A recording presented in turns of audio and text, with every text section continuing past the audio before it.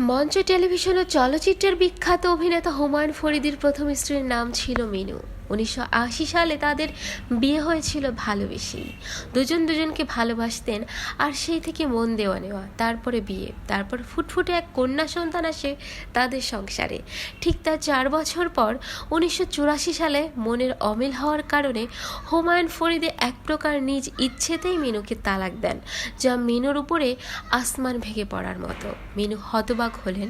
তাছাড়া তাদের ঘরে ছোট্ট একটি মেয়ে আছে, অন্তত তার মুখের দিকে তাকিয়ে হলেও সংসারটি চালিয়ে যেতে পারত হুমায়ুন ফরিদী।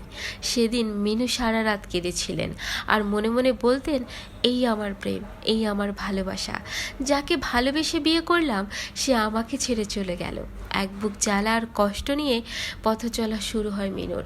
আর এদিকে হুমায়ুন ফরিদী সেই বছরই ভালোবেসে বিয়ে করলেন বিখ্যাত অভিনেতা গোলাম মুস্তফার একমাত্র মেয়ে সুবর্ণা মুস্তফাকে।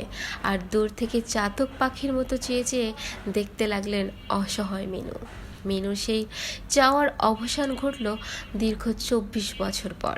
2008 সালে ওই একইভাবে সুবর্ণা মুস্তফা হুমায়ুন ফরিদীকে তালাক দেন এবং তার চেয়ে বয়সে 14 বছরের ছোট পরিচালক বদরুল আলম সৌদকে বিয়ে করেন।